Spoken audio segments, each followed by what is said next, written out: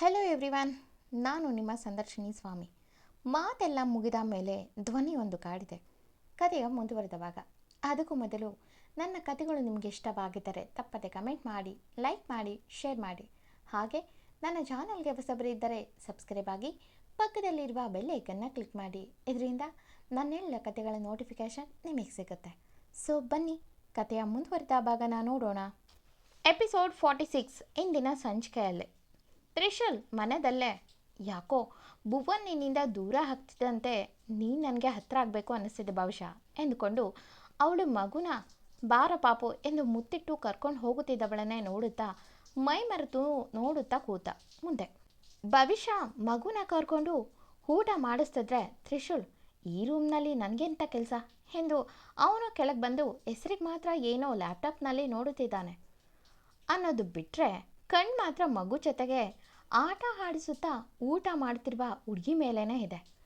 ಅಕ್ಷಯ್ ಒಮ್ಮೆ ಸುತ್ತ ನೋಡ್ದ. ತ್ರಿಶೂಲ್ನ ಪ್ರೊಟೆಕ್ಟ್ ಮಾಡುವಂತೆ. ಅಲ್ಲಿ ಯಾರೂ ಇಲ್ಲದನ್ನು ನೋಡಿ, ಬ್ರೋ ನೀನು ಏನು ತೆಗ್ದಿದೆಯಾ ಅನ್ನೋದನ್ನು ಸ್ವಲ್ಪ ನೋಡಿ ಆಮೇಲೆ ಬೇರೆ ಕಡೆ ನೋಡು ಬ್ರೋ ಎಂದ. ತ್ರಿಶೂಲ್ ಯಾಕೋ ಎಂದು ತನ್ನ ಲ್ಯಾಪ್ಟಾಪ್ ಕಡೆ ನೋಡಿದ್ರೆ ಯಾವುದೋ ಕಿಸ್ಸಿಂಗ್ ಇರುವಂಥ ಅಡ್ವರ್ಟೈಸ್ಮೆಂಟ್ ಪ್ಲೇ ಆಗ್ತಿತ್ತು. ತ್ರಿಶೂಲ್ ಉಬ್ಬು ಮೇಲೆ ಮಾಡಿ ಓ ಶಿಟ್ ಎಂದು ಅದನ್ನು ಕ್ಲೋಸ್ ಮಾಡಿ ಕೂತಿದ್ದು ನೋಡಿ ಅಕ್ಷಯ್ ಇವಾಗೇನು ನೀನು ಅತ್ತಿಗೆ ಜೊತೆ ಜಾಯಿನ್ ಆಗಬೇಕು ಅಷ್ಟೇ ತಾನೇ ಎಂದು. ಹಲೋ ಮಿಸ್, ನನಗೆ ಒಂದು ಗ್ಲಾಸು ನೀರು ಬೇಕು ಎಂದು ಕೇಳ್ದ. ತಕ್ಷಣ ತ್ರಿಶೂಲ್ ಕಣ್ಣು ಸಣ್ಣ ಮಾಡಿ ಅಕ್ಷಯ್ ಕಡೆ ಗುರಾಯಿಸಿದ್ರೆ ಅಕ್ಷಯ್ ಅಯ್ಯೋ ಬ್ರೋ ಮರ್ಡರಸ್ ಲುಕ್ ಕೊಡಬೇಡ, ಸ್ವಲ್ಪ ವೆಯ್ಟ್ ಮಾಡು ಎಂದು ಮಗು ಕೈಯಲ್ಲಿದ್ದ ಟಾಯ್ಸ್ನ ಕಿತ್ಕೊಂಡ.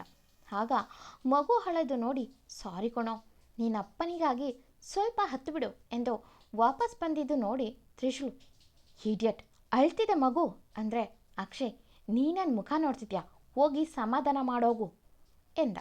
ತ್ರಿಶೂಲ್ ಎದ್ದು ಮಗುನ ಎತ್ಕೊಂಡು ಅವನಿಗೆ ಒಡೆಯೋಣ ಸುಮ್ಮನಿರು ಪಾಪು ಅಂತ ಹೇಳಿ ಮಗುನ ಸಮಾಧಾನ ಮಾಡುತ್ತಿದ್ದ. ಅಷ್ಟೊತ್ತಿಗೆ ಭವಿಷ್ಯ ನೀರು ಕೊಟ್ಟು ಸರ್ ಏನಾಯಿತು ಮಗುಗೆ ಅಂದ್ಲು. ಮಗು ತೊದಲು ಮಾತಾಡುತ್ತಾ ಅಕ್ಷಯ್ ಕಡೆ ತೋರಿಸಿದ್ರೆ ಅಕ್ಷಯ್ ಮುಖಕ್ಕೆ ಮ್ಯಾಗ್ಝಿನ್ ಅಡ್ಡ ಇಟ್ಟು ಕೂತ. ತಕ್ಷಣ ತ್ರಿಶೂಲ್ ಪ್ಯಾಚಪ್ ಮಾಡಲು ಮಗುನ ಎತ್ಕೊಳಕ್ಕೆ ಬಂದ ಎಂದು ಸಮಾಧಾನವಾಗದ ಮಗುನ ನೋಡಿ ಸರ್ ಹೊರಗೆ ಕರ್ಕೊಂಡು ಹೋಗ್ತೇನೆ ಎಂದು ಮಗುನ ಕೇಳಿದ್ರೆ ತ್ರಿಶೂಲ್ ಕೊಡೋಕ್ಕೆ ಹೋಗುತ್ತಿದ್ದದನ್ನು ನೋಡಿ ಅಕ್ಷಯ್ 2 ಸಲ ಕೆಮ್ಮಿ ಬೇಡ ಎನ್ನುವಂತೆ ಸಿಗ್ನಲ್ ಕೊಟ್ಟ. ಅದನ್ನು ಗಮನಿಸಿದ ತ್ರಿಶೂಲ್ ಅದು ನೀವು ಊಟ ಮಾಡಿಸಿ ನಾನು ಎತ್ಕೋತೀನಿ ಎಂದ.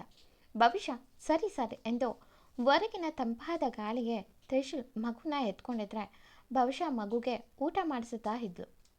ಅಕ್ಷಯ್ ಮುಗುಳ್ನಕ್ಕು ಇಂಥ ಟ್ರಿಕ್ಸ್ ಯೂಸ್ ಮಾಡಿಲ್ಲ ಅಂದರೆ ಇವರಿಬ್ಬರು ಈ ಜನ್ಮದಲ್ಲೇ ಹೊಂದಾಗಲ್ಲ ಎಂದು ಮಗು ಕೈಯಲ್ಲಿದ್ದಂಥ ಆಟಿಕೆ ನೋಡಿ ಸಾರಿ ಪಾಪು, ನಿನಗೆ ಅಮ್ಮ ಪರ್ಮನೆಂಟ್ ಆಗಿರಬೇಕು ಅಂದರೆ ನೀನು ಇಂಥ ಫೇವರ್ನ ಮಾಡಲೇಬೇಕು ಎಂದು ಕಿಚನ್ ಕಡೆ ಹೋಗ್ತಾನೆ.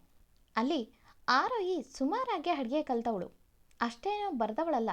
ಬಟ್ ಈಗ ಆರೋಹಿ ಮಾಡಿದ ಅಡುಗೆನ ಬ್ರೋ ತಿನ್ನಬಾರ್ದು, ಅದಕ್ಕೆ ಆರೋಹಿ ಅಡುಗೆ ಕತೆ ಗೋವಿಂದ ಆಗಬೇಕು ಎಂದು ನಗುತ್ತಾ ಏನು ಮಾಡ್ತಿದ್ಯಾ ಆರೋಹಿ ಎಂದು. ಏನು ಇಷ್ಟೊಂದು ಅಡುಗೆ ಗಮ್ಮಂತಿದೆ ಅಂದ. ಆರೋಹಿ ಎಂದು ನಗುತ್ತಾ ನಾನು ಮೊದಲು ಫ್ರೆಶ್ ಆಗಿ ಬರ್ತೀನಿ ಎಂದು ಜಯಗೆ ಮೊದಲು ಇದನ್ನೆಲ್ಲ ಕ್ಲೀನ್ ಮಾಡು ಎಂದು ಅಧಿಕಾರವಾಗಿ ಹೇಳಿ ಅಲ್ಲಿಂದ ಹೋಗ್ತಾಳೆ. ಅಕ್ಷಯ್ ಜಯ ಆಂಟಿ ಆ ಹುಡುಗಿಗೆ ಈ ಊಟ ಕೊಡೋಗಿ, ಮಗು ಹೊಟ್ಟೆ ತುಂಬ ಊಟ ಮಾಡಲಿ ಎಂದು ಸರಿನಾ ತೆಗೆದುಕೊಟ್ಟ. ಜಯ ಅವರು ಸರಿ ಎಂದು ಮಗು ಸರಿನಾ ತಗೊಂಡು ಹೊರಗೆ ಹೋಗ್ತಾರೆ.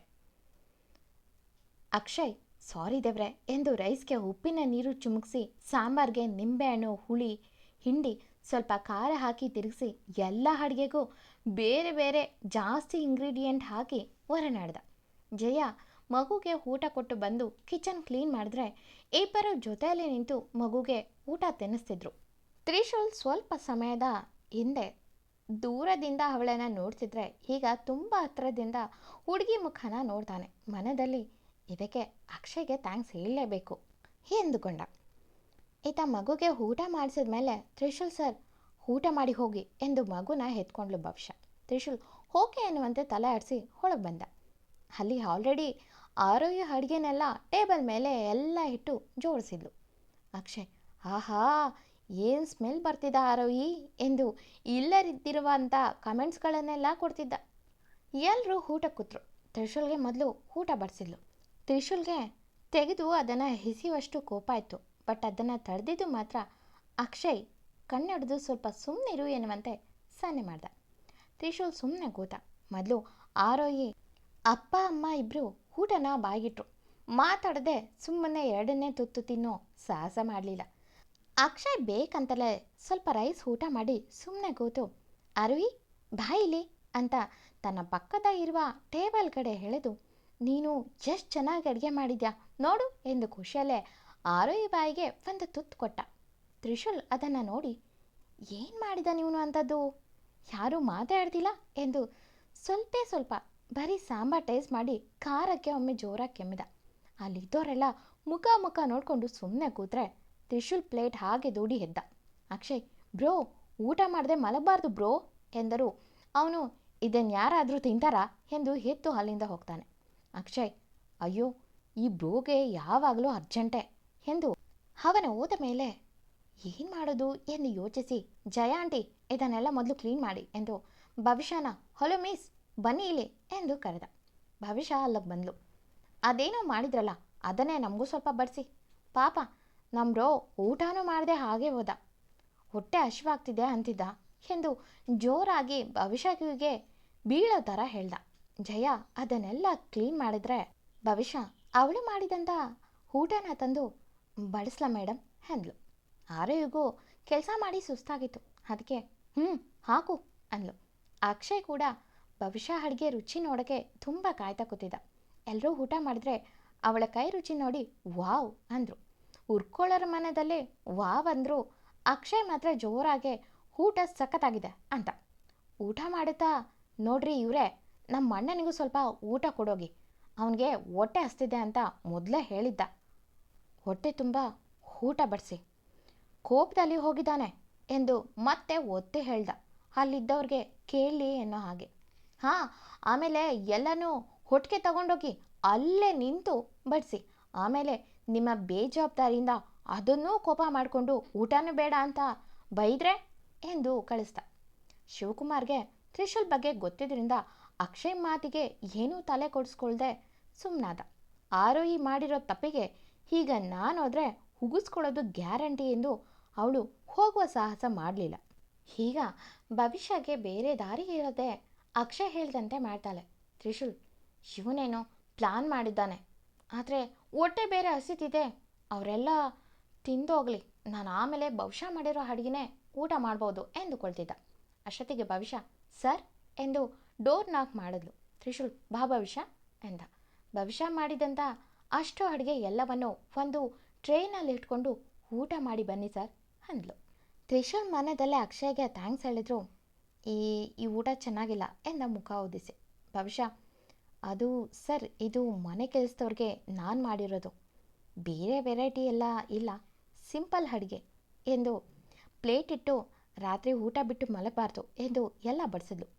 ತ್ರಿಶೂಲ್, ಹೋ ಅಕ್ಷಯ್ ಈಗ ಬೇರೆ ಮಾಡಿದ್ದಾನೆ ಎಂದು ಕೂತು ಆರಾಮಾಗಿ ಊಟ ಮಾಡ್ದ. ಅದೇನೋ ತ್ರಿಶೂಲ್ಗೆ ಭವಿಷ್ಯ ಇಲ್ಲಿಗೆ ಬಂದಾಗಿದ್ದನೋ ಭವಿಷ್ಯನೇ ಅಡುಗೆ ಮಾಡೋದ್ರಿಂದ ಅವಳ ಕೈ ರುಚಿಗೆ ಅಡ್ಜಸ್ಟ್ ಆಗಿಬಿಟ್ಟಿದ್ದ.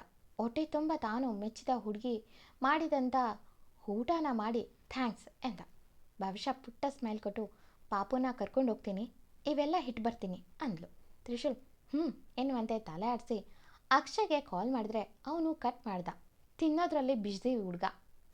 ಸ್ವಲ್ಪ ಸಮಯದ ನಂತರ ಅಕ್ಷಯ್ ತ್ರಿಶೂಲ್ ರೂಮ್ಗೆ ಬಂದು, ಬ್ರೋ ಏನು ಬ್ರೋ ನೀನು, ಏನೇನೋ ಬಿಸ್ನೆಸ್ನಲ್ಲಿ ತಲೆ ಓಡಿಸೋದಲ್ಲ, ಈ ವಿಷಯದಲ್ಲಿ ಬುದ್ಧಿ ಓಡಿಸು ಎಂದು ಖುಷಿಯಲ್ಲಿ ತನ್ನ ಕೈನ ಮೂಸ್ಕೊಂಡು, ಇಷ್ಟು ಚೆನ್ನಾಗಿ ಅಡುಗೆ ಮಾಡೋ ಹುಡುಗಿನ ಇಟ್ಕೊಂಡು ನೀನೊಳ್ಳೆ ಇನ್ನೂ ಸರ್ಕಸ್ ಮಾಡ್ತಿದ್ಯಲ್ಲ, ಬೇಗ ಮದುವೆ ಆಗಿ ಪರ್ಮನೆಂಟಾಗಿ ಮನೇಲಿರೋ ಹಾಗೆ ಮಾಡಿಕೊಂಡು ಲೈಫ್ ಲಾಂಗ್ ಇಂಥ ಕೈ ರುಚಿ ತಿನ್ನೋ ಹಾಗೆ ಮಾಡ್ಕೊಳ್ಳೋದು ಬಿಟ್ಟು ಇದೊಂದು ಲ್ಯಾಪ್ಟಾಪ್ ಅಡ್ಡ ಇಟ್ಕೊಂಡು ನೋಡ್ಕೊಂಡು ಕೂತಿರ್ತೀಯ ಎಂದ ಹುಸಿ ಕೋಪದಲ್ಲಿ. ತ್ರಿಶೂಲ್ ಮುಗುಳ್ನಕ್ಕು, ನನಗೂ ಅದೇ ಆಸೆ ಇದೆ ಕಣೋ ಅಕ್ಷಯ್, ಬಟ್ ಏನು ಮಾಡಲಿ, ಇನ್ನೂ ಒನ್ವೆ ಎಂದ ಸಪ್ಪೆ ಮುಖ ಮಾಡಿ. ತಕ್ಷಣ ಅಕ್ಷಯ್ಗೆ ಏನೋ ಒಳದ ರೀತಿ, ಅರ್ಜೆಂಟಾಗಿ ನೀನು ಹುಷಾರಿಲ್ಲದೆ ಮಲಗು, ಒಂದು ವಾರ ನೀನು ಆಫೀಸ್ಗೆ ರಜಾ ಹಾಕು, ಆಗ ನೋಡು ಒಳ್ಳೆ ಮಜಾ ತೋರಿಸ್ತೀನಿ ಅಂದ. ತ್ರಿಶೂಲ್, ಏನೋ ಬೇಕು ಅಂದಾಗ ಹೀಗೆ ಹುಷಾರು ತಪ್ಪಕ್ಕಾಗುತ್ತಾ ಎಂದ ತಲೆ ಕೊಡ್ವಿ. ಅಕ್ಷಯ್ ಏನೋ ಯೋಚಿಸಿ, ನಿನಗೆ ಹೆವಿ ಹೀಟು ಇರೋದು ತಿಂದರೆ ಆಗಲ್ಲ ಅಲ್ವಾ ಬ್ರೋ ಎಂದ. ತ್ರಿಶೂಲ್ ಹಾಂ, ಅದಕ್ಕೇನಿವಾಗ ಎಂದ. ಅರ್ಜೆಂಟಾಗಿ ನೀನು ಹೆವಿ ಹೀಟ್ ಇರೋದನ್ನ ತಿನ್ನು ಅಂದ. ನಿನಗೆ ಬದನೆಕಾಯಿ ಆಗಿ ಬರಲ್ಲ ಅಲ್ವಾ ಎಂದ. ತ್ರಿಶೂಲ್ ಪ್ಲೀಸ್ ಕಣೋ, ಅದನ್ನು ತಿಂದರೆ ಗಂಟಲೆಲ್ಲ ಇನ್ಫೆಕ್ಷನ್ ಆಗುತ್ತೆ ಎಂದ ಮುಖನ ಒಂಥರ ಮಾಡಿ. ತಕ್ಷಣ ಅಕ್ಷಯ್ ಸಾರಿ ಬ್ರೋ, ನೀನೇ ಇದನ್ನು ಮಾಡಲೇಬೇಕು. ನನಗೆ ಅತ್ತಿಗೆಗೆ ನಿಮ್ಮ ಮೇಲೆ ನಿಜವಾಗ್ಲೂ ಸ್ವಲ್ಪನೂ ಫೀಲ್ ಇದೆಯೋ ಇಲ್ವೋ ಅನ್ನೋದನ್ನು ಕಂಡುಹಿಡಿಬೇಕು. ಅಂದರೆ ನೀನು ಹುಷಾರಿಲ್ಲದೆ ಮಲಗಲೇಬೇಕು, ಇದು ಬಿಟ್ಟು ನನಗೆ ಬೇರೆ ಆಪ್ಷನ್ನೇ ಇಲ್ಲ ಎಂದ. ತ್ರಿಶೂಲ್ ನೋ ಅಕ್ಷಯ್, ಇದು ನನಗೆ ಯಾಕೋ ಸೂಟ್ ಆಗ್ತಿಲ್ಲ ಎಂದ ಮುಖನ ಚಿಕ್ಕದು ಮಾಡ್ಕೊಂಡು. ಅಕ್ಷಯ್ ಹಾಗಾದರೆ ಆರೋಹಿನ ಮದುವೆ ಆಗು ಎಂದ. ತಕ್ಷಣ ತ್ರಿಶೂಲ್ ಅಕ್ಷಯ್ ಎಂದ ಉಬ್ಬುಬಿಸಿದು. ಎಂದಿನಂತೆ ಈ ಕತೆ ಮುಂದುವರಿಯುವುದು. ಈ ಕತೆ ನಿಮಗೆ ಇಷ್ಟವಾಗಿದ್ದರೆ ತಪ್ಪದೆ ಕಮೆಂಟ್ ಮಾಡಿ, ಲೈಕ್ ಮಾಡಿ, ಶೇರ್ ಮಾಡಿ. Thank you for watching.